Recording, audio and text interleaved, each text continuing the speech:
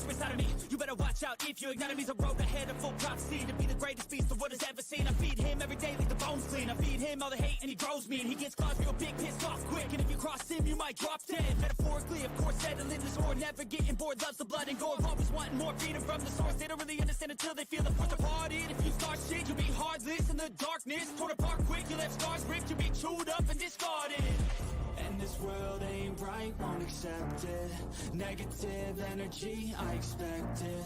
Once it's in your mind, it's infectious. So fight for your life and reject it. You better give me space, I'm protective. My adrenaline spikes when I'm threatened. And if you stay in my way, I'm aggressive. Cause when there's no exit, I'll kill when I'm desperate.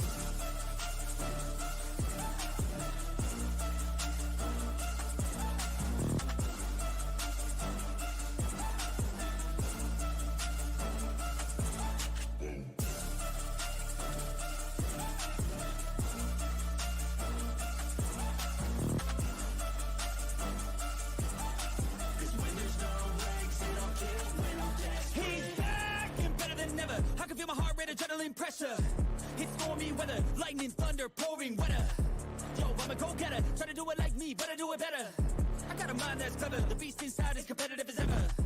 I'm conscious, my subconscious, an accomplice to me. I promise the darkness, I can honest believe. But don't cross me, I might lose control of the lost beast. He's locked away inside with the key control by fight or flight. And this world ain't right, won't accept it. Negative energy, I expect it. Once it's in your mind, it's infectious. So fight for your life and reject it. You better give me space, I'm protective. My adrenaline spikes when I'm threatened. And if you stay in my way, I'm aggressive. Cause when there's no exit, I'll kill when I'm desperate.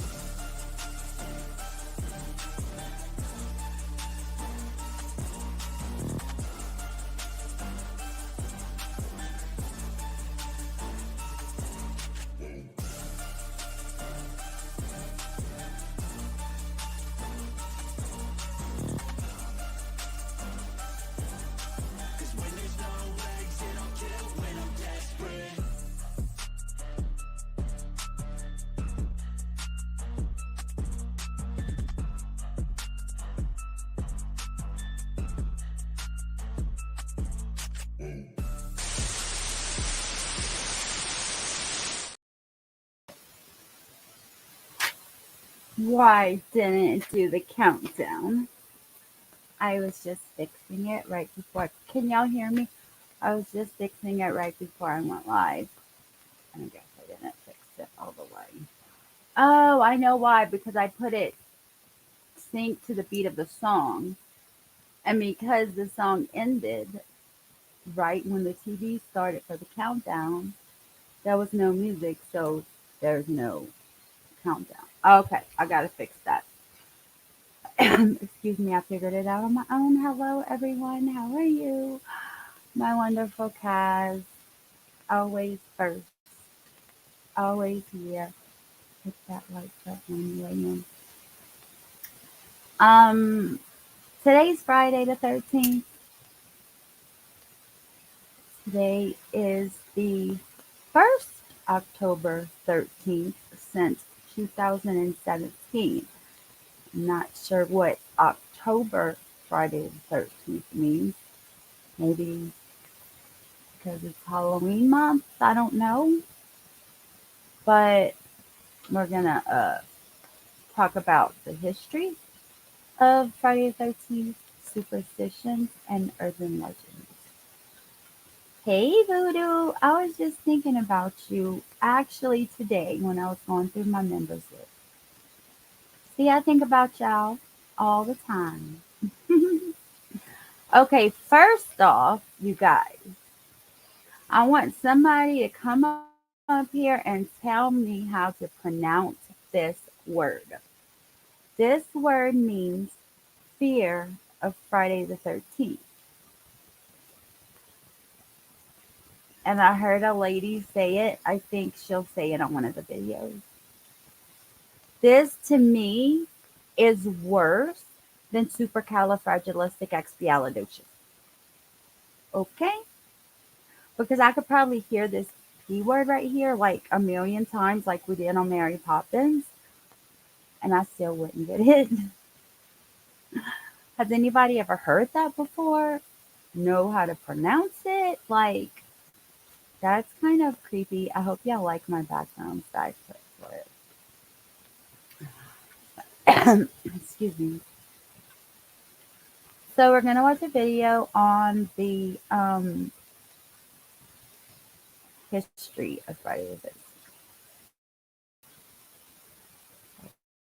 13th. And a lot of it has to do with the Bible and religion. And I just want to warn you about that in case you're not a religious person or you don't want to hear about it.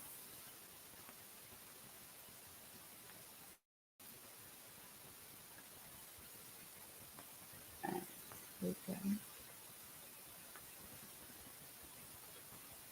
Oh, no. Okay, there it is. All right, let's go. Welcome back to the channel, where I bring you new videos every week on all aspects of the past. Today's video from History Calling is a little more whimsical than some of my others, because we're going to be asking, is Friday the 13th really unlucky? And looking at the history of this famous, or rather infamous, date. Why is it associated with doom? Is there any evidence that you really should be worried about it? Anyone in here feel like Friday the 13th is unlucky? Something will happen. You need to stay home. Don't walk under a ladder. Throw salt over your shoulder. You know, all those normal things. Anyone afraid of that in here or watching the replay? Me, for one, it's just another day. I think it's cool watching other people freak out. Okay, I'm sorry, but it's the truth. I enjoy watching other people freak out, especially like Halloween. That's funny. And what do Jesus, the Knights Templar, Geoffrey Chaucer, an Apollo space mission, and Loki from the Avengers have to do with it? Stay tuned to find out. Whoa, whoa, whoa, whoa, whoa, whoa, whoa, whoa, whoa, whoa. Here we go. Here she's gonna say it. I want to take a picture like that for my thumbnails. What do y'all think? Friday and 13. If you suffer from a fear of this date, then you have. Okay, Kaz, in America, for everyone except you, I think in here right now, it's Friday the 13th. Okay, it's not Saturday the 14th for us yet. Only for you. Here we go. Let's see how to say this word. Have a nasty case of paraskevidecaptriophobia. Y'all got that? Can y'all say it now? And I don't want to hear about it in the comments if I mispronounce that, because it was hands down the worst word I've ever had to attempt for you. See? It's even worse than supercalifragilisticexpialidocious. Even she agrees with me. But where does this fear come from, and how far back can we trace it? The fear of Friday the 13th actually seems to be a combination of two other superstitions which have been melded together to form one superstition. These are a fear of the number 13 and a fear of Friday, or at least a belief that it's an unlucky day. Okay. I've heard of number 13 being unlucky. However, I have never heard Friday being called a. Hey, Jiraiya, you changed your name? I mean, you changed your picture? I'm sorry, y'all. I think I'm getting sick. I didn't wake up till noon today, and y'all know I'm up early. Oh, man. Yes, Kaz lives in the future. So we know that nothing bad happened on Friday the 13th because Kaz is on Saturday the 14th and nothing happened for her yesterday. Let's look at the number 13 first. Yes, that's what I was saying. Who thinks Friday's unlucky? Hello, like Friday is party, weekend starts, let's go. You know what I mean? Like, who thinks of Friday as unlucky? Except maybe people that go out, drink, maybe get a DWI and stuff like that. Then it would be unlucky for them. Fear of which is called triskaidekaphobia, another Greek combo, this time of the words for three and 10, plus, of course, the word phobia. So it literally means 3 and 10 phobia, or 13 phobia. Bruh, 3 words. Why can't it be 2 words like everything else? When hunting around the internet, you'll find all sorts of explanations as to why this number is felt to be unlucky. See, salt shaker. I said throw salt over your shoulder. One story is that it comes from Norse mythology, and in All right, hold up. Y'all remember, listen to this, you guys. Y'all remember Richard Allen case, right? And the defense came out with this Odinism stuff. Just listen to this because when I heard it, I'm like, she's so silly. Um, yes, I can't wait to see it, Jiraiya. Okay, there's a King Odin in here. And when I heard his wife's name or whatever she is, I heard Friday 13th is unlucky because in the medieval age, the knights. Yes, that's what they're gonna say, I think, right now. Talk about the Templar. Um, and his wife's name was Queen Freaky or something like that. But his name was King Odin, and it had something to do with paganism also. And that was the first thing that came to my mind. So while y'all listen to this part, um, keep that in your mind and see what you think about that. an incident involving the prankster Loki, now made famous thanks to Tom Hiddleston's portrayal of him in the Marvel Cinematic Universe films. According to the original story, Loki arrived at a dinner at Valhalla as the 13th and uninvited guest, and through his shenanigans tricked the blind god Hodor. Feel free to indulge. That dude is huge. And look his hair. Shaw. That dude is huge. Look at them thighs. He can like eat these people on the right hand side of him. In some Game of Thrones jokes here, into killing his brother Balder, who was the favoured son of King Odin of Asgard You heard that? King Odin. and his wife Queen Frigg. Queen Freak. Y'all heard that, right? King Odin and Queen Freak. Keep that in mind. We'll come back to this queen in a minute, by the way. Balder's death then initiated the fall of the gods, known as the Ragnarok. Again, you can see the links to the Thor films here. Another explanation given is that 13 refers to the number of guests at the Last Supper in the New Testament, eaten the day before Jesus was crucified. These guests were Jesus himself plus his 12 disciples, including the treacherous Judas Iscariot, who was supposedly the 13th guest to arrive. Having checked the Bible, though, I don't see any reference to Judas arriving separately from the. So do you think that that is the same Odin that this Odinism people praise or worship? And this is crazy. So they say that if you eat at a table with 13 people, one of them's going to die because the 13th person that was at the last supper died or one of them died. Like this some of this stuff is crazy. The others, but do let me know if I've missed something. Then we have the claims of numerologists, who argue that the number 12 is perfect. Think of the 12 months of the year, 12 days of Christmas, 12 zodiac signs, I thought we were talking about 13. and the aforementioned 12 disciples of Jesus, and that the number 13 is therefore unlucky because it is beyond perfection and not in a good way. Oh, number 12 is so lucky that the next number has to be so horrible, I guess. Whether you believe in it or not, this superstition has undoubtedly affected the world around us, including architecture. An article in the New York Times from June 1977 said that many Are you talking about the new one?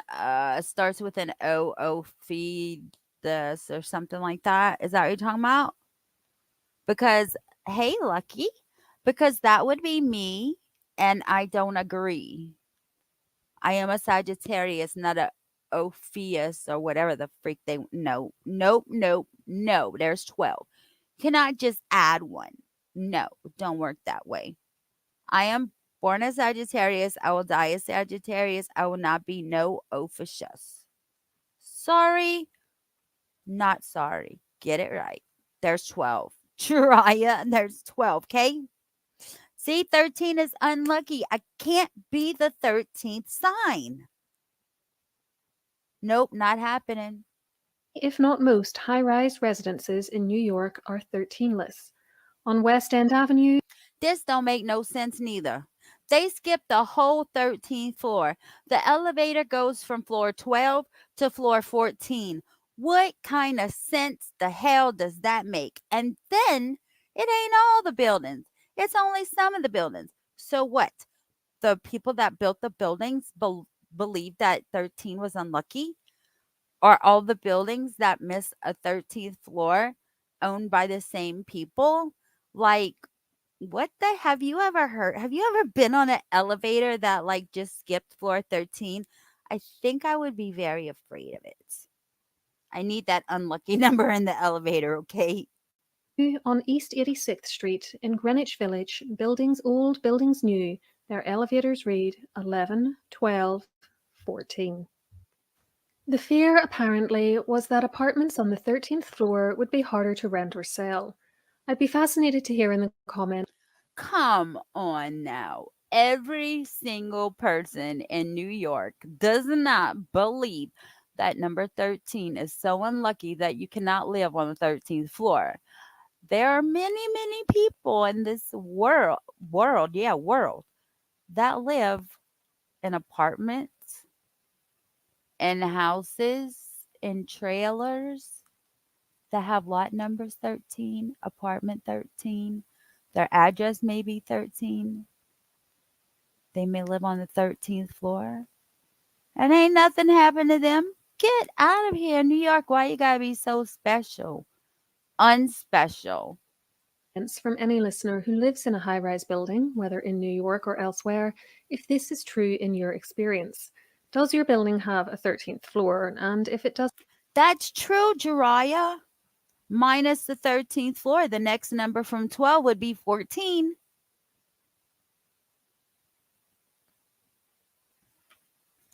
So a 15-story building without a 13th floor would be a 16th, or if I say 16th, would be 17th.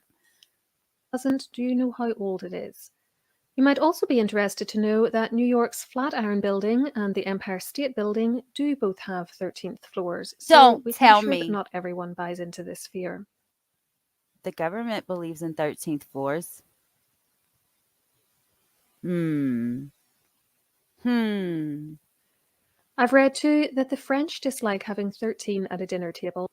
Now let me tell you, okay, if there's any French people that watch this replay or find this any type of way, I want to know if this is true. Because they have a lot of weird shit happen in other countries. And I want to know, why does it happen in other countries and never happens here?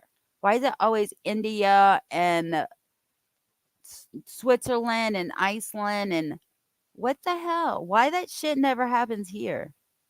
So this is what I was talking about the person will die within a year with the eating at the dinner table. But I've seen no empirical proof of that. Perhaps if I have any French listeners or listeners with French connections, they can let me know if that story is true as well. There are also cases in which those who believe in the superstition All right, that the let's go French back. dislike having 13 at a dinner table, but I've seen no empirical proof of that. Perhaps if I have any French listeners or listeners with French connections, they can let me know if that story is true as well. There are also cases in which those who believe in the superstition will point to infamous events which have some association with the number 13 and cite them as apparent evidence of its dangers. One of the best known of these was the Apollo 13 lunar mission. This actually launched on Saturday, the 11th of April 1970, albeit at 8:13 p.m., but soon suffered a near catastrophic explosion whilst in space. This disaster almost killed its three-man crew and Did anybody actually think that this happened because it was Apollo 13? 13. That's why apparently it blew up. put pay to any ideas they had of going to the moon. However, they all made it back to Earth, and so, if anything, we might say that they were incredibly lucky rather than the reverse. There's even a hit movie starring Tom Hanks and Kevin Bacon about their experience, which I'll leave linked below for you. As for how long reasons such as these have been given as evidence for this superstition, according to Steve Rood in his book, They even have lights around this sign 13. They ain't afraid of it burning down. The Penguin Guide to the Superstitions of Britain and Ireland, also linked below, while mythological and biblical events may be used to support a fear of 13, it was only in the 1690s that a superstition around having that number of people at a dinner table began to appear in the documentary evidence, and only in the mid-19th century that a more widespread fear of the number started to become. Oh, wow. I never even heard of that or thought about that, Jiraiya. I'm going to put you in my pocket because I have to walk up the street and go vote.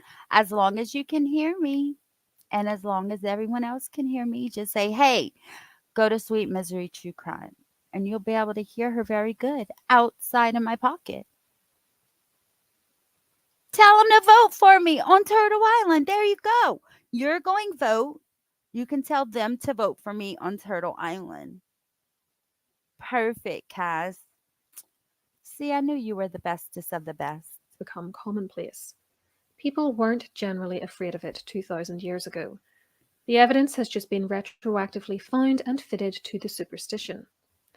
So that takes care of the number 13. But what about Fridays?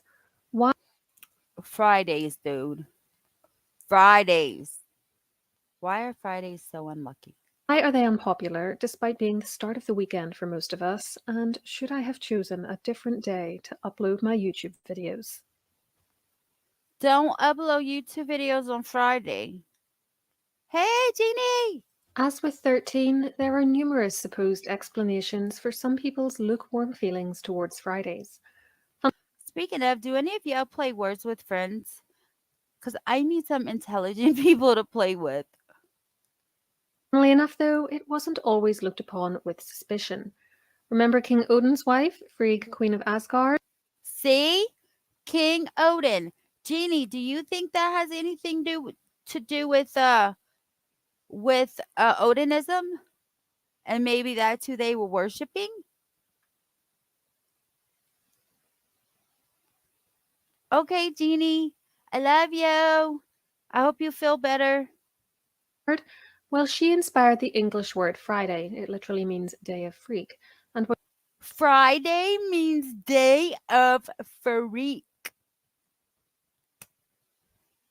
Dude, Friday nights we go out and be freaky. Yep. Guess what day it is? It's Friday, the 13th. I'm going out and get freaky. Bet. I'm go live too. Mm-hmm.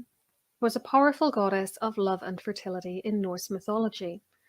With the coming of Christianity, though, these pagan connections were no longer Pagan connections. Odinism. See? Voodoo gets it. popular, and the queen's story was altered to make her a mountain-dwelling witch who planned her upcoming evil every Friday. Witch. Evil. Odinism. Evil. Returning to the Bible, Jesus was, of course, crucified on a Friday, though somewhat incongruously, that day is now referred to as Good Friday. I've also read some pretty ludicrous and utterly unsupported theories that things like Eve giving Adam the apple, their son Cain killing his brother Abel, and the Great Flood. Once again, this does have to do with Friday the 13th. I'm sorry if you're not a religious person or don't want to hear it. I do understand. Yeah, Jiraiya, they just said that. I know that's how you know. You didn't know that before. I bet. all happened on a Friday. But please pay no attention to these It's not evil? Okay. I was thinking evil because they just said evil on here. I thought that was evil. tall tales. Writing over 1300 years after the time of Jesus in his most famous work, The Canterbury Tales, English author Geoffrey Chaucer Canterbury Tales. See, I remember that in high school and college. Oh my goodness. I'm so glad that's over with. I would like to go back into that time without having to deal with any literature. said of some misfortune which had befallen his characters that, and on a Friday fell all this mischance. Then, in 1592, a pamphlet entitled Green's Groatsworth of Wit 1592. 1592. published in London and supposedly written by another English author, Robert Greene, included the line, "The fox made a Friday face, counterfeiting sorrow." Literary references such as these only added to the general perception that it is somehow a bad day, as did its traditional use as the Hangman's Day in Britain and later America. So we've established that a dislike of the number 13 and of Fridays has been around for centuries. But when did these two superstitions combine into an all-out fear of Friday the 13th? Well, Here we go. I don't think it was all the way in 1592. the answer is not that long ago, actually. See? The genesis of Friday the 13th as a day of bad luck can only be traced back to the second half of the 19th century. Okay, voodoo. So Odinist, um, they don't like kill people and like have pleasure out of doing that. Like, um, would it have been an is it Odinist? Um, that could have done the Delphi murders, in your opinion, or are they?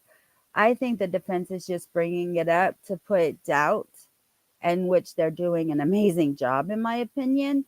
But that is their job. Making it all the Victorians' fault.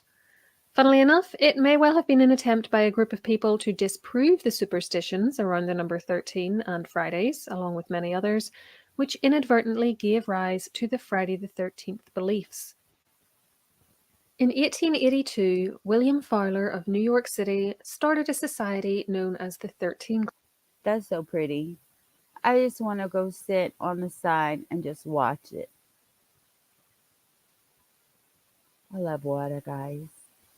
And I'm on Turtle Island. Clear water, white sand, beautiful friends. Club. Its purpose was to disprove as many superstitions as it could.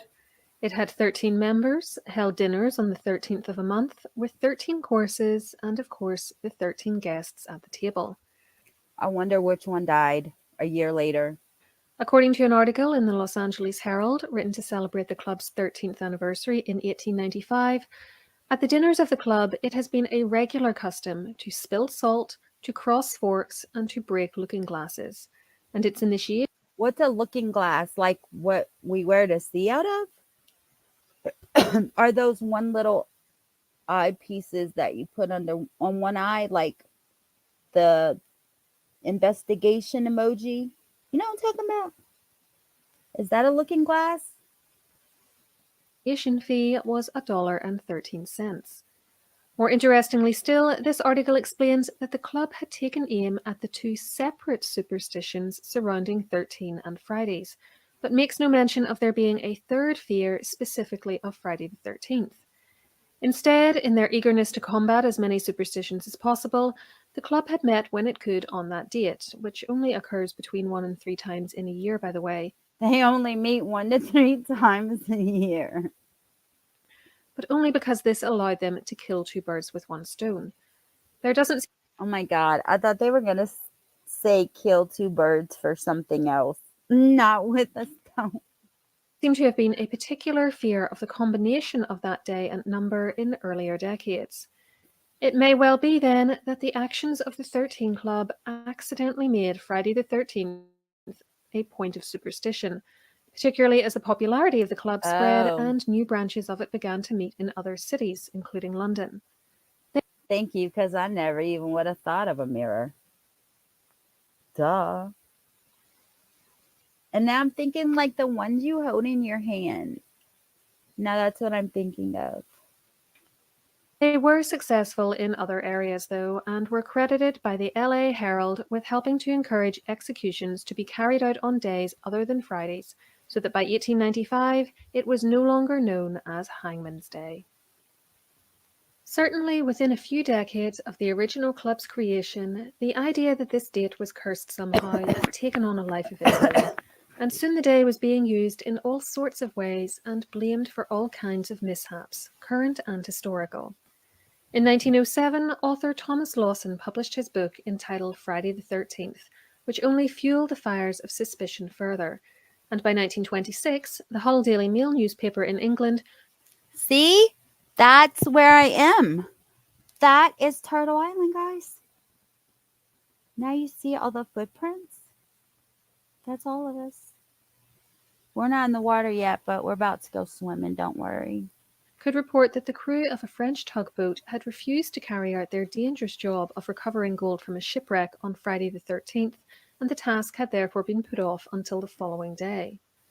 The paranoia around the date and its use for financial gains has only increased in the decades since. In 1980, the Friday the 13th horror film franchise was launched, and in 2003, Dan Brown's book, The Da Vinci Code, noted that some of the Knights Templar were arrested on Friday the 13th of October, 13. Is that what you're talking about? Jiraiya? And if you know Ernie Shell, maybe you know about these masks. 1907, a fact which has since been used as another piece of pseudo-evidence to support the idea that there is something wrong with the date. So fierce has the paranoia around Friday the 13th become that there have even been studies to try to establish if it affects humans in any tangible way. One oft-quoted article in the British Medical Journal from December 1990. Don't use your computer on Fridays. Don't use your computer on the 13th of any month. And definitely unplug your computer on Friday the 13th. Suggested that there was a 52% higher risk of a traffic accident on that day. However, the authors freely admitted that the data sets they used were very limited, their statistical analysis was very simple. Well, I was going to go to the store after this ended, but I might walk. Well, that causes an accident too. Shoot, I'm not going to the damn store. And the whole tone of the article strongly suggests that it was intended to be a bit of tongue-in-cheek fun for the BMJ's Christmas edition. They only looked at a handful of Friday the 13ths, using traffic data for a little bit of the M25 motorway and stats from some shopping centres and hospitals, then compared that data to similar data from 1 week earlier in each case. It was far from an exhaustive study, nor was it meant to be. I thought that was a looking glass. In 2008, another report came out, this time from the Dutch Centre for Insurance Statistics. It found that there are fewer accidents, fires and thefts on Friday the 13th, though the value of goods lost on that day was slightly higher, and contrary to the BMJ article, concluded that driving is actually slightly safer. What I take from Okay, maybe I shouldn't walk. all of this is that you can argue Friday the 13th is luckier, unluckier, or just the same as any other day, depending on what evidence you want to look at, and indeed how loosely you want to define the word evidence. There's nothing conclusive either way, and I'm certainly not worried about having my videos come out on a Friday, though I don't doubt that if this one, released on Friday the 13th of May 2022, I want this background. The lightning, look. there's nothing conclusive either way. I want that for my StreamYard. To put as the background just like that, and then it'll have the lightning. That would be so cool, guys. Very cool. So that was some history of Friday 13th and Friday the 13th. And this is some horrific things that happen on Friday 13th.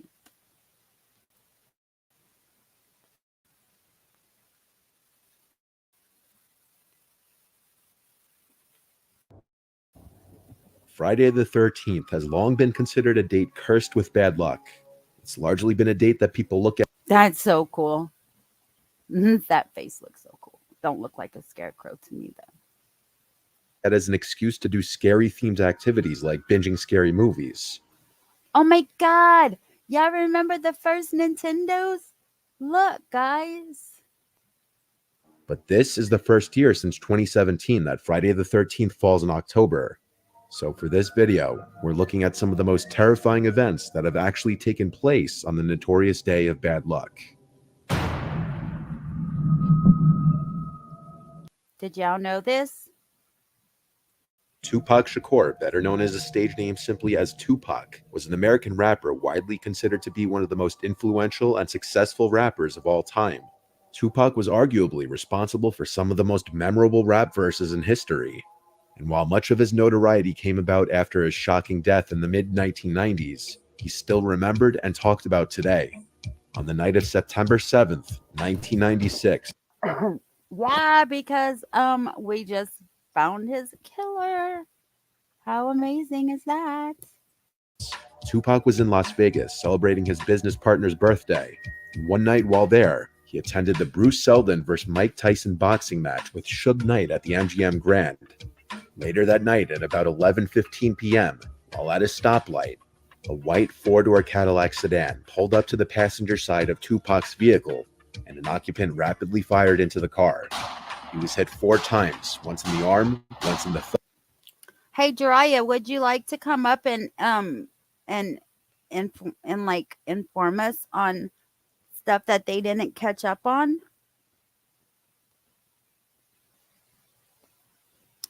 That would be me, Jiraiya. Catastrophe and unlucky. Maybe I am that Ophius, whatever the freak it is. And twice in the chest, with one bullet entering his right lung.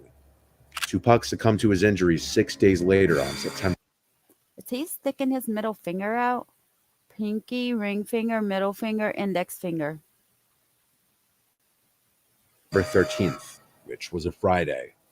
The case went unresolved, with people suspecting 6 days later on September 13th, with He one bullet died. entering his right lung. Friday, September 3rd. Tupac succumbed to his injuries 6 days later on September 13th, which was a Friday. He died on Friday 13th. The case went unresolved, with people suspecting his friend Suge Knight and even rapper Biggie Smalls of the murder. But recently, on September 29th, 2023, 60-year-old Dwayne Keith Davis was charged in the killing of Tupac. Yeah, boy. You was out free on the street long enough. Go do your time till you die, MFer. Dwayne is not accused of being the one to pull the trigger that night in Las Vegas, but he is, however, being accused of having been the one to call the hit on Tupac. But you are, however, the only one left alive. The trial is still currently in progress.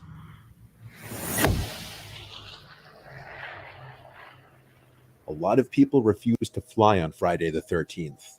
And while that may come down to pure superstition among some people, there have been a few tragedies in the air on this day. In October 1972, Y'all listen to this story. This story is whack. on Friday the 13th, a plane heading to Chile was forced to crash land in the Andes Mountains. The flight was carrying 45 passengers and crew, including 19 members of the Old Christians Club rugby union team, along with their families, supporters, and friends. See that? Christian club.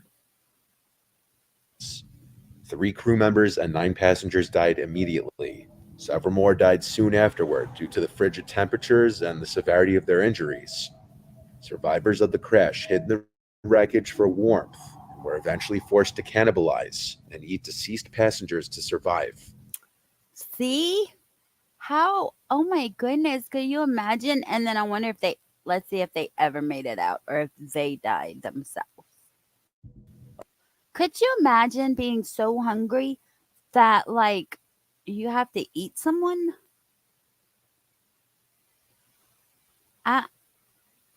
That would be hard. A rescue team was sent out, but the mission was called off after 10 days. However, 72 days after the crash, as the weather improved with the arrival of late spring, two survivors climbed a 4,700-meter mountain peak without gear and hiked for 10 days into Nah, nope. I don't believe that. Nope, I sure don't believe that.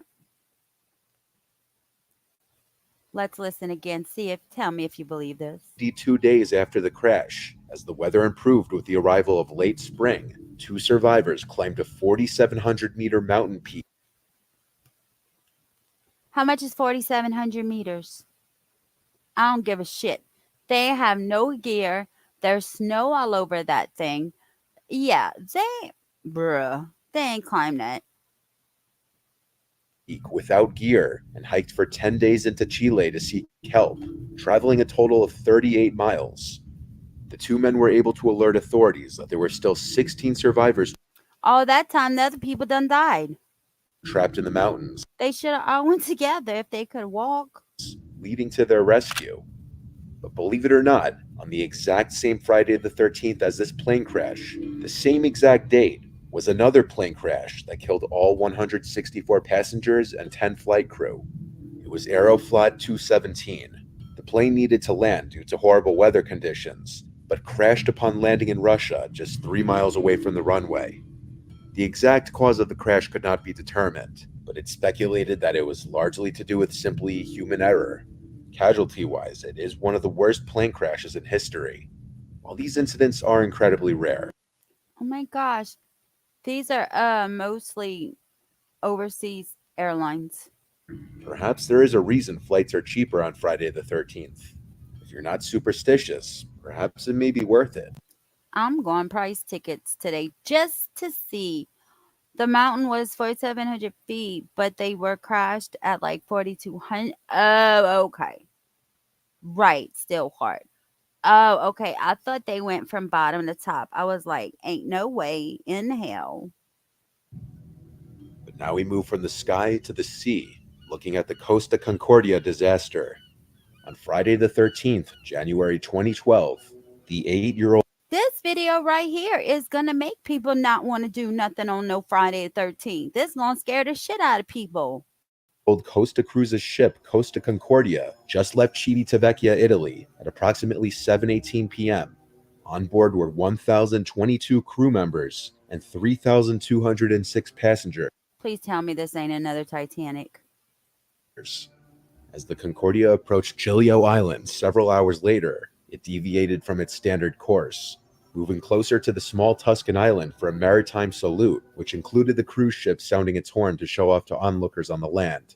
The Concordia had performed several in the past, but the area was known for rock outcroppings, and at some point, such a formation was noticed in the ship's path. Francesco Schettino, the captain, ordered a change in course, but allegedly, due to language issues, the Indonesian helmsman steered the boat in the opposite direction. It took a little over 10 seconds to correct the maneuver, and the boat's bow ultimately swung clear, but the stern collided with the reef at approximately 9:45 p.m. The damage had been done. The Concordia's port side had suffered a 174-foot tear. This caused the ship Oh my goodness gracious. Here we go, guys. It wasn't an iceberg. It was a fucking rock. to list and then partially sink, landing unevenly on an underwater ledge. Although Oh, a 6-hour rescue effort brought most of the Thank passengers God. ashore, 33 people died, 27 passengers, 5 crew, and later a member of the salvage team.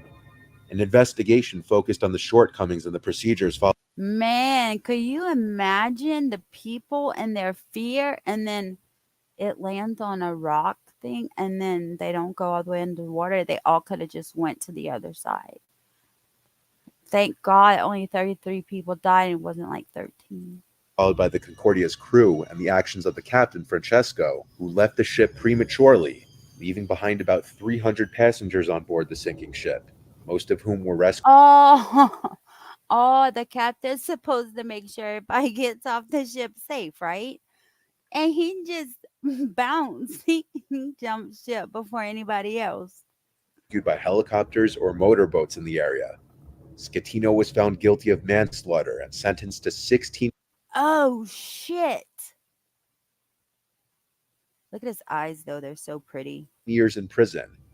Despite receiving criticism, Costa Cruises and its parent company, Carnival Corporation, didn't face criminal charges, I missed manslaughter, how and long. sentenced to 16 years in 16. prison.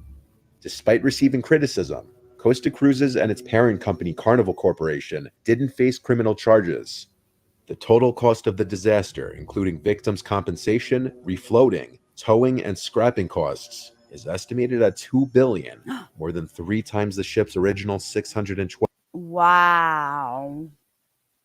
Do y'all think they redid it? It's like more than double what it costs to freaking build it. $12 million construction cost. The cruise line offered compensation to passengers to pay for all damages, including the value of the cruise. Only 1/3 of the survivors took the offer. This remains the biggest modern cruise ship catastrophe. David Anthony McGreevy was Do y'all know this dude? David Anthony McGreevy? born in Southport, England in 1951 to Bella and Thomas McGreevy.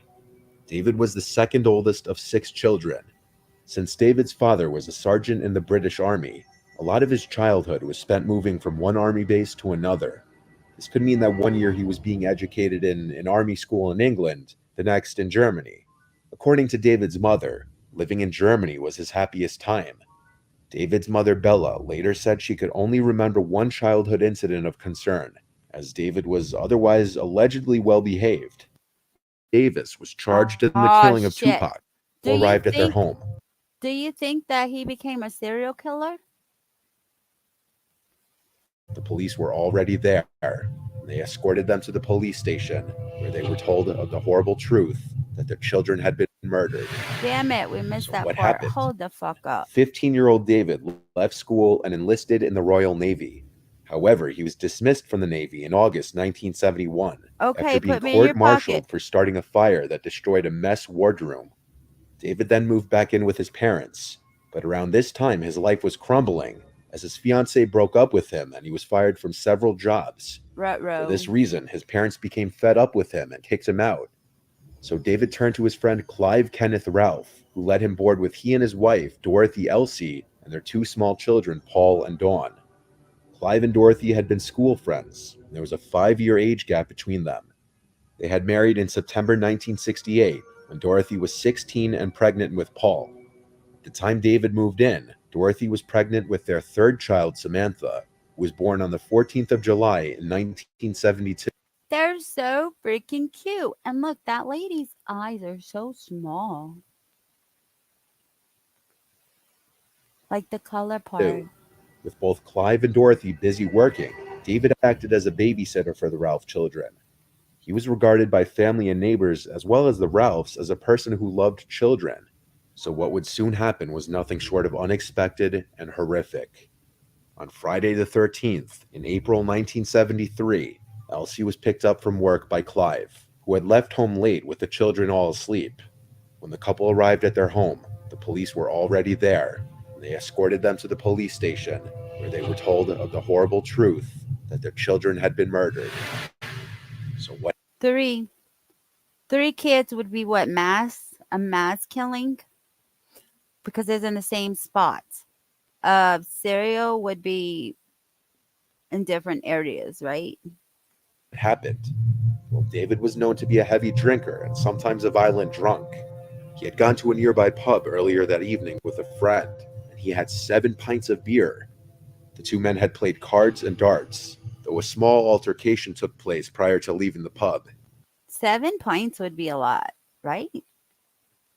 I know it would be a lot for fuck. I don't know if I can even make it to 5. Clive picked David up from the pub and brought him to look after the children, while Clive went to get Elsie from work. Sometime between 10:15 and 11:15 p.m., David, while completely wasted, became infuriated with the children, beginning with the baby, Samantha, who had been crying for her bottle. Oh no. David violently killed the 3 children, each in a different yet brutal manner. After killing the three children, David went down to the basement and retrieved a pickaxe to further mutilate their bodies. No, no, no, no, no. No. David was arrested by police at 3:50 a.m. walking on a road near the Ralphs' home. Upon his arrest, How you gonna murder 3 children and then stick around the home? You sound like Cavalcante, the manhunt in Pennsylvania. You stay around the jail. Now this one stay. Y'all, they asked to get caught. David initially denied any responsibility, but several hours later, he admitted to the murders, with his only explained reasoning disgustingly being simply that the baby was crying. David was sentenced to multiple life sentences with minimums of 20 years, and in prison he was subjected to frequent abuse by other prisoners, and he spent most of his 45 years behind bars in protected conditions. In December of 2018, a parole board cleared David for He's out. David is out. release, declaring that he had changed significantly and he was no longer a risk. There's bound to be anywhere from 1 to 3 Friday the 13th each year. If you are superstitious and choose to be more low-key on this inevitable date in an attempt to escape any bad luck, you may end up like Daz Baxter. On Friday the 13th in 1976, Daz decided to just stay in the bed for the day to avoid anything bad happening. See, that's me. Now let's see what's gonna happen to me. Only to be killed when the floor of his apartment block collapsed under him. No, nuh-uh. There's countless other stories and examples not of even in a misfortune building and like downright that. tragedy that's happened on Friday the 13th. But this could be said for literally every other date on the calendar. At the end of the day, maybe it's just another day. Right. Exactly. Exactly.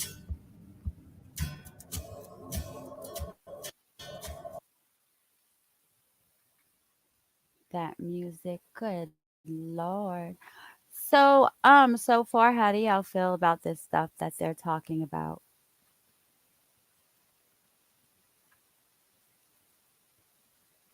Hello, hello, hello. I hope y'all hit that like button for me.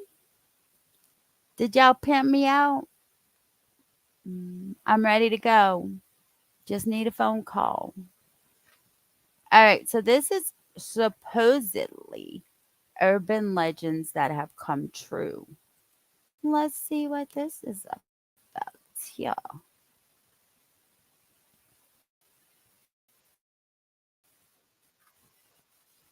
Really?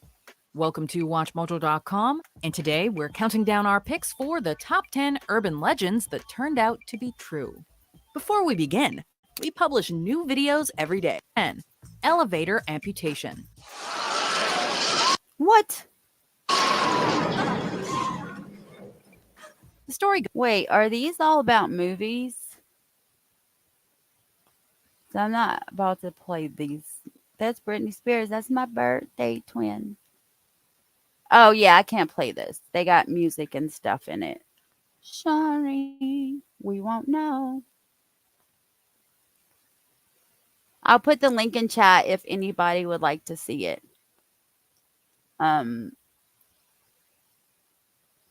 Yeah. I just can't play music and stuff. No, I already got strike.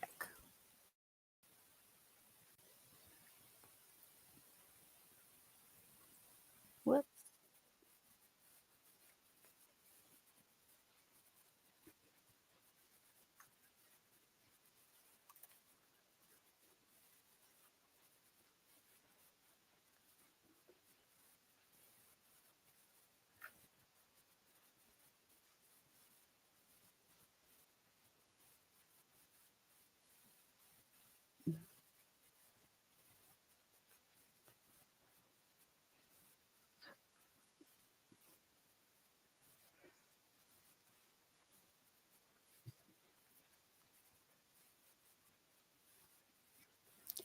I cannot do an accent like that when they talk really fast.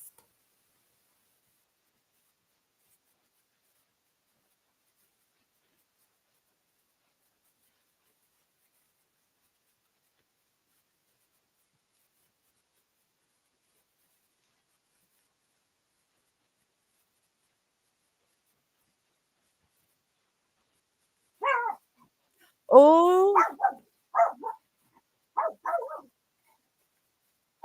ah, Penelope, no.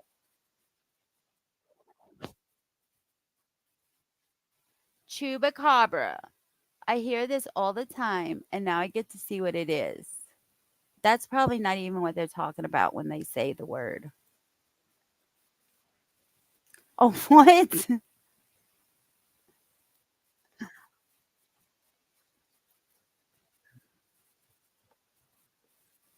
Of course, Southwest USA. Where does Christy live? Not Puerto Rico. Is that the chupacabra, whatever they saying? Is that it?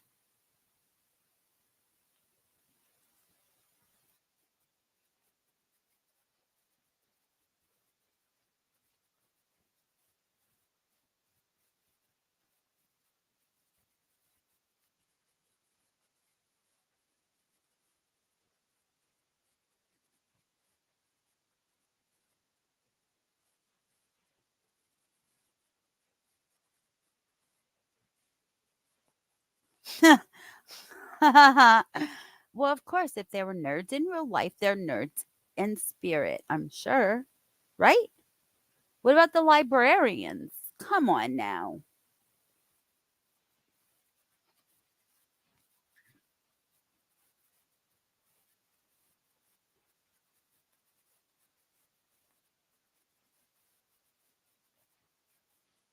Oh, shit. Here we go. Let's go, Ben. You looking for some more lightning?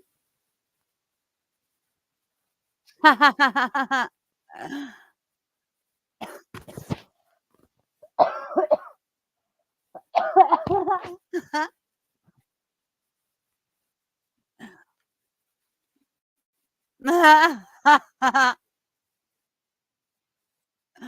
don't look like an alien. That looks like a scary girl.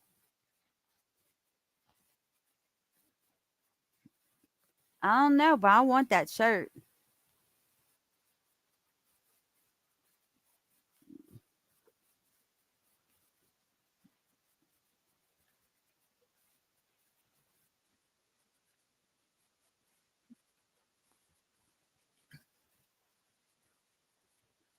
Gotcha.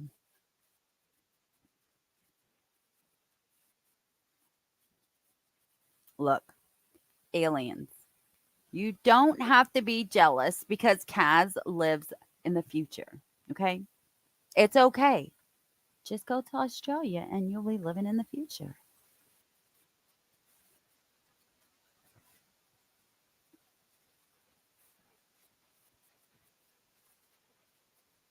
You see what I mean? None of them are in the United States.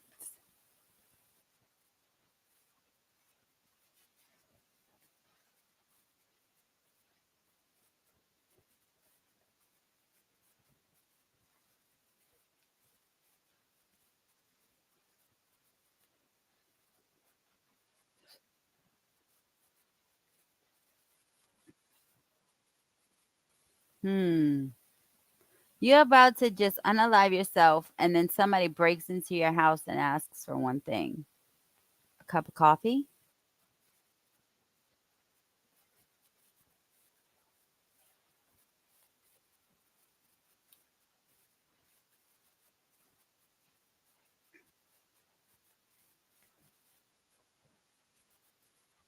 Oh, yeah, yeah.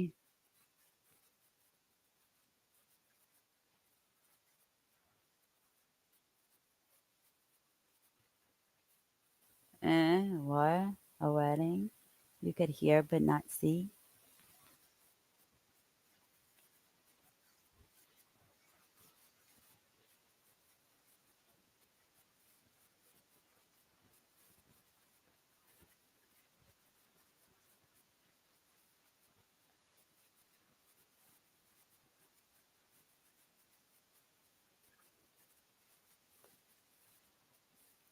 Don't eavesdrop on a wedding. Don't be a wedding crasher either.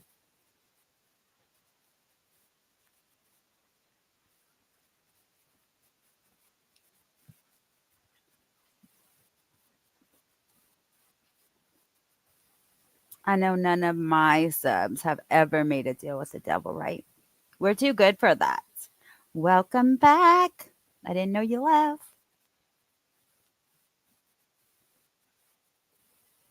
No deal with the devil. Ever. Did I say ever? Well, I'll say it again. Ever.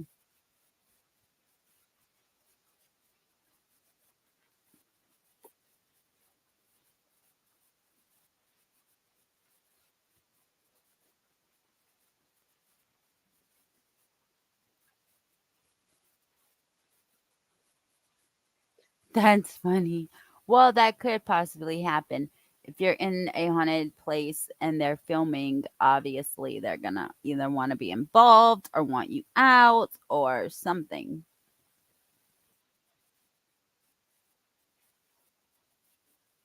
Yeah, you don't see nothing? Oh my God, hold on. Why nobody is telling me like there's people in here and nobody's telling me?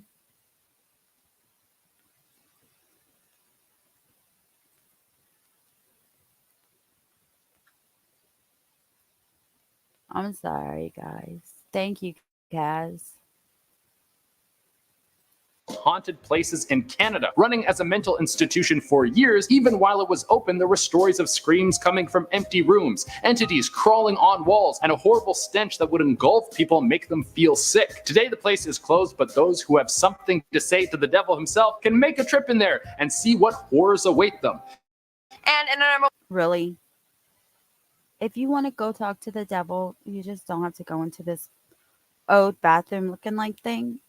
As if that's where you sell your soul, in that chair. one spot, we have the Himuro Mansion. This mansion is considered one of the most haunted locations in all of Japan. In See? Not United States. What the fuck? fact, the exact location of this mansion is widely unknown to the public, and that's a good thing.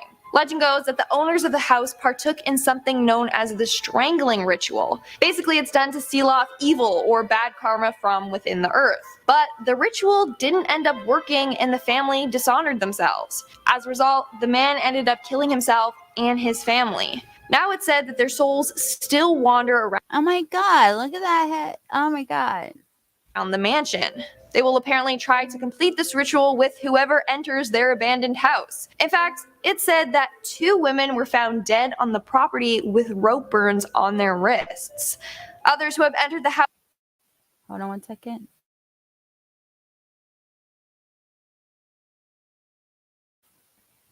Alright, sorry. House reported seeing blood splashes on the wall, saw apparitions of a spirit dressed in all white, and were cut by some invisible blade. But that Huh? I've heard it being maybe clawed with claws. That's not all. It's said that if you take a photo of a certain window in the home, a young girl can be seen when you develop the photos. Sliding us off at number 10 are the Let's go, Kaz. Let's go.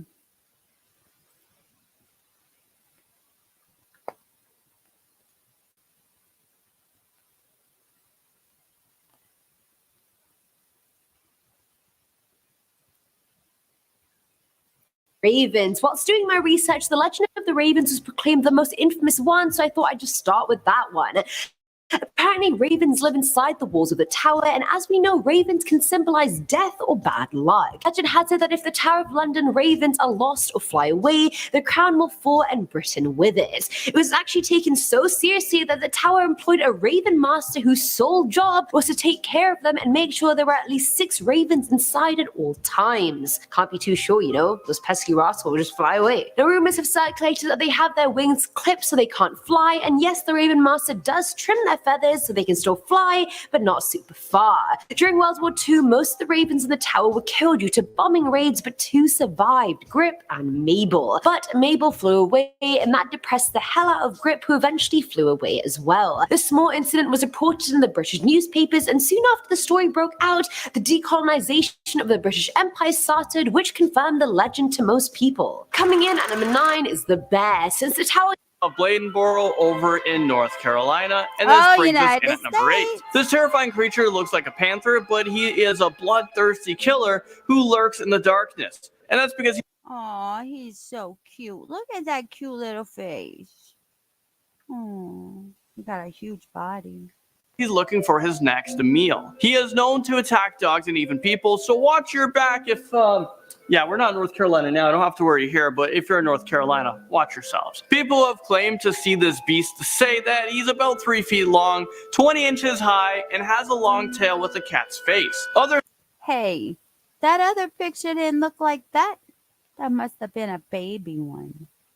Say that his scream sounds like a woman being stabbed with a knife. According to the local reports, animals in the area have died mysteriously, and all of their blood was drained from their bodies. Some of them were mutilated, and some of them were even found with broken bones or completely flattened. So is this just an urban legend, or does the beast of Bladenboro actually exist? I'm really hoping that he doesn't. At number 7, we have the Philadelphia experiment. When it comes to war, you always want to have an edge. The person with the most advanced technology usually has the upper hand. The Philadelphia experiment was a demonstration of maybe the most advanced military tech we have ever heard about. It was back in 1943. The U.S. Navy was running. Look at that glow. Some experiments to try and make the ultimate stealth weapon, something that would not be detected by the enemy radar and could not be seen by the naked eye. And apparently it worked perfectly. The Navy was able to make the destroyer, the USS Eldridge, completely invisible. Word about this got out, and then everyone started freaking out, and then people started investigating it, and then it turned out that it was a hoax. But if I had just developed some sort of super top secret invisible boat, I would be like, yeah, I just made it up. Don't worry about it. You're like, it's not. Nah, that ain't real at all. But it looks awesome. That looks awesome. Real at all. It's not the most advanced weapon in military history. Just go to bed. Don't even think about it. Now at number 6 is the Enchanted Moura. Hailing from Portugal, the legend of the Enchanted Moura is very popular in local folklore there. Moura is an extremely beautiful and seductive shapeshifter that lives under an occult spell that was put on her against her will. She lives... I'm scared of shapeshifters. Y'all scared of shapeshifters? in places that represent boundaries like gates and doorways and can build with incredible strength. She usually shows up combing her hair and singing. Sometimes her hair is blonde, sometimes it's black, and if you promise to help set her free, she promises to give you treasure in return. These magical maidens were said to be the souls of the girls left behind to guard the treasure their partners hid before going to Moramar. They guard castles and rivers and are actually not evil. I know most female urban legend appearances are evil, but I mean, they're pretty okay. I don't want to confuse people. It isn't hill in the middle of a group of less busy intersection. He drew people in. In the end, the authorities had had enough of him and made him retire early, and he died as the keeper of a small parking lot. They say you can see his spirit hover in the Belgrade intersection and the London one like an invisible ballet dancer. Honestly, betcha. Oh, look how cool that looks. Ha! Betcha I'll run him over. Like, of course, can't run a spirit over, a ghost over, but I bet you I would have fun trying. I wonder if he would run away from me or just stand there. I want to try it. This is a ghost I'd actually like to see. He seems very unproblematic and not scary. Oh, well, and I like a good I'm traffic going to chase controller. him I like around the nice street. traffic. Bad drivers are a no. At number 4 is the Petrin Fire. This urban legend is from the Czech Republic and it centers around Petrin Hill. Nowadays, it's a lovely park and garden where you can go for a nice date or a romantic stroll, but being there at night is a lot more of a risk. Despite its reputation today, there used to be a pagan grove on the hill in the middle of a group of lime trees. Hey, how many of you in here shared my live? Facebook, X, Instagram, YouTube. I would appreciate it if each one of you would share it out real quick. Please share me out. Please. In the middle of this grove was a huge sacrificial altar where it said the pagan priests used to burn young virgins for their gods. When Prince Boleslav came to power, he radically went after the pagans, and their altar and grove were both destroyed, and a church was built nearby instead. But the pagan faith was more resilient than that. It wasn't just going to go away because this altar was destroyed. The pagan gods made themselves known on the hill by creating random fires that would magically contain themselves. But they weren't just fires. If people looked inside them, they would see the grimacing faces of all the pagans the prince had killed. And these fires are still happening till this day at night. They happen at random times and can last for around 20 minutes. If any of you subs are from Czech Republic and are watching this, can you let me know if you've seen these fires? I really need to know. Thank you. The dog boy barks onto this list at number 4. This urban legend takes us all Dog boy. the way over to a small town in Arkansas. Apparently there is a 300-pound half-man, half-beast What? And this is in the United States, okay? creature that has glowing red eyes who is known to People, this is what you get when you deal with bestiality, okay? You will get a half boy and a half animal. Come on now. bite at people's heels and chase them down the street. Sounds like someone needs to call the Humane Society. That's who I would have fun trying to run over. He runs down the street. He would run for me. This urban legend originated from an even darker story. The dog boy was based off of a problem kid who used to enjoy torturing animals. Eventually, he graduated from animals and he began to torture his own parents. He even locked them up in the basement where he can severely injure them on a daily basis. So that's how the dog boy urban legend came to be known. But this is actually a true story, which makes it 100% worse. True. Okay. How? True.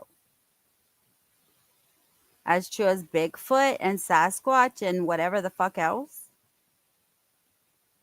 And at number 3, let's talk about Hell's Gate Bridge. A young couple was driving over this bridge, but they somehow managed to swerve their car off of the bridge. This happened during the nighttime, and they ended up drowning. I wonder if it was the couple from Beetlejuice.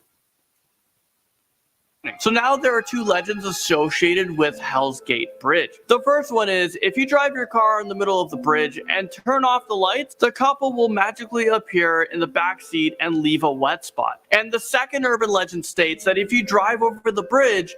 So they go sit in your back seat and pee and leave a wet spot. Gotcha.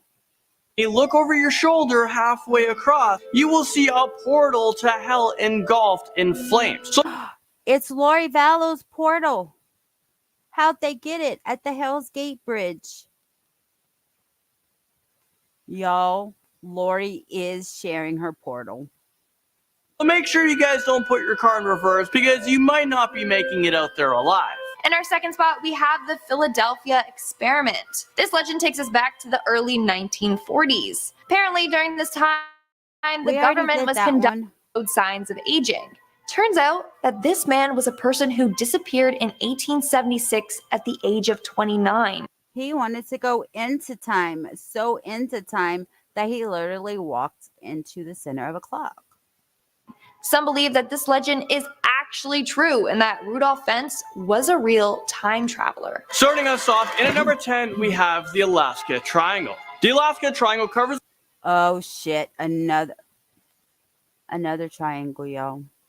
An area ranging from Juneau in the southeast to the northern Borough region, all the way over to Anchorage. This is an area that apparently craves souls, and more than 20,000 people have gone missing without a trace in this region. So what's the explanation for this? Some people believe that a mythical creature is roaming in this area, and he likes to feast on human flesh, while others believe that this area causes you to become confused and disoriented, so you're not able to find your way home. The most famous disappearance was back in October 1972 when an airplane that was carrying some pretty important political leaders suddenly disappeared. This led to one of the largest manhunts in Alaska's history. It lasted 39 days and it involved 400 aircrafts, 12 U.S. Coast Guard vessels as well. But nothing was ever found. Even to this day, this remains as one of the biggest mysteries in Alaska. And you know what? Note to self. Never visit the Alaska Triangle, because it's just as scary as the Bermuda Triangle. Why is everything in triangles? The Charman. Because we don't like circles or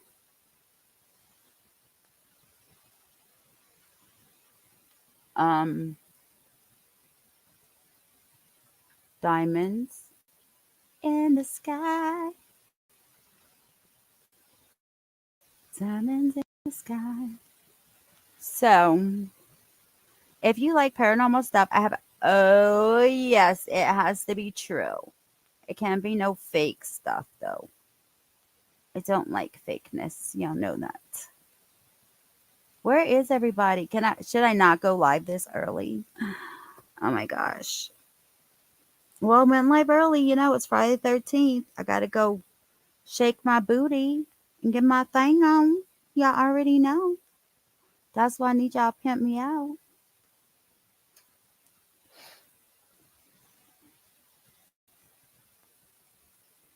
Well, I wanted to show y'all this I made. It was so cute, but now it's not cute because it's not working. Look how cute the doll is. Y'all, look how cute. Isn't it so cute? Just message me the channel, Kaz, or if you want to put it in here. Look how adorable I made it, yo. Join the membership, please. Oh, yeah. So I have a question. Whenever you gift a membership, does it always only do the $4.99 or does it do like the higher ones? Because all the gifted memberships go to $4.99, which is my highest tier. So if I have stuff that I want to put that I don't want everybody. Yeah, I know he's live right now. I'm going to have to talk to him and see about when we can go live and not together. If he cares. I don't know. Um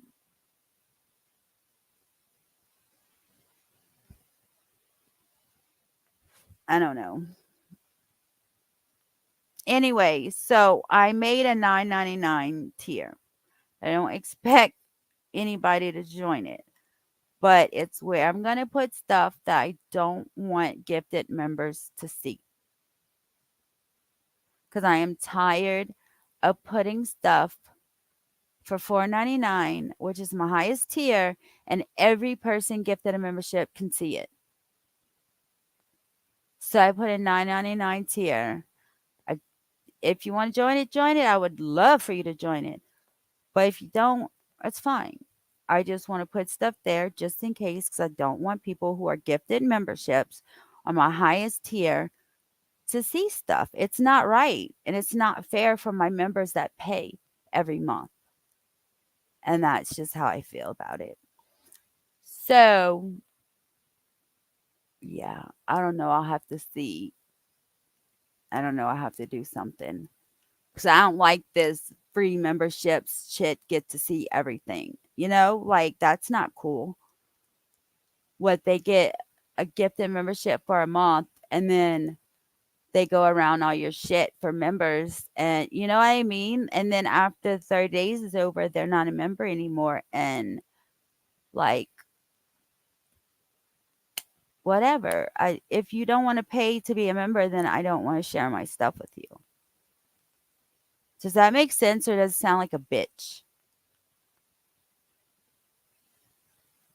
If it does, then I'll just sound like a bitch because it's not fair to my members that pay every single month. And if you want to be a member that pays every single month, then have at it and have my stuff. But you're not going to sign up for 99 cents tier and think you're going to get anything just to get in. You know what I mean? Like a lot of people will do that. They'll be like, oh, I'll pay the 99 cents just to be a member, just to see, you know what I mean? I don't have nothing juicy or shit like that in my stuff because once I get more members, then yeah, I will. But I can't do a members only live. I would only have like, a few people. Like, really, I don't even know if my members would be in here chatting. So that's why I don't do that. So I have to wait till I get bigger, but I so do appreciate all of your support. Every single thing, a like button, a share, anything. Doesn't have to be monetary, doesn't have to be a super chat, cash out, none of that stuff. Hit that like button. It gets me out there. Hit the share button. It gets me out there. Comment on my lives when they're over. It gets me out there. That is so many things that you can do for me to help my channel that are free, that you don't need money for. And I appreciate all of it. Appreciate the like, the share, the comments, the super chats, everything. It doesn't matter at all. Everything is appreciated. And I just want y'all to know that. And that's why I troll. I don't troll. That's why I try to go live every day. I figured that I have to make $5 a day to get a check every month. And yeah, I'm like at $13 in the halfway of the month. So that ain't happening. But anyway, I just wanted to talk about that, about the membership thing, because I don't think it's fair. I really don't. I don't like gifting memberships. Like, I feel like if somebody wants a membership, then they need to pay for it. And if they can't pay for it, I'm sorry. It's 99 cents. I can't make it any cheaper than that. But yeah, if you want to get to any member stuff, you're going to pay for it. I don't look, if you want to gift a membership or donate to the channel, instead of gifting a membership, just do a $4.99 super chat or something. It's the same exact thing, except one person that's not even going to watch our lives, they just subscribe, is going to get a membership when someone that really deserves it. I just don't like the gifted membership thing. If you want to gift it, go ahead, make my day. I'll appreciate it, believe me. But in my opinion, if you want to get the membership, just do a $4.99 super chat and make them pay $1 like y'all do. Y'all pay $1. You need, am I making any sense to y'all? Nobody's answering me. Okay, Cass says she gets it. I mean, I know with the people that live in different countries, it's not $4.99 for them. It's like Kaz pays $5.99 Australian dollars.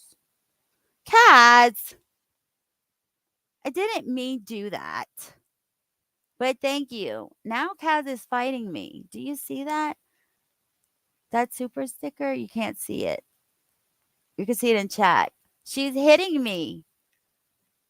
All right, Kaz, I see you want to fight. That's that kangaroo, huh? That's that kangaroo trying to fight me. Kaz said, here's your $5 for today. Now leave me alone. No, I'm just explaining. Like, you know, I just want to explain how I can get more people, how we can get more people in here to chat with. Isn't it fun when you have a lot of people in here to talk to? That's what we need. Our shows would be so much better if we can get more people in here. Or do this. Just please be kind. Don't be rude or hateful to me. In comments, tell me what can I do to make my lives better so that more people will come join. I will take constructive criticism. Just please don't be like hateful or rude and stuff like that. I'll just block you and delete it. And it's just please don't do it. I'm asking you to comment though. I would love to know so that we can get better. I mean, I am still new at this. Hasn't even been 6 months yet. I don't know if that's new still or not, but I'm trying. And if you can give me any constructive criticism in the comments on what I can do to make things better, I would really appreciate it.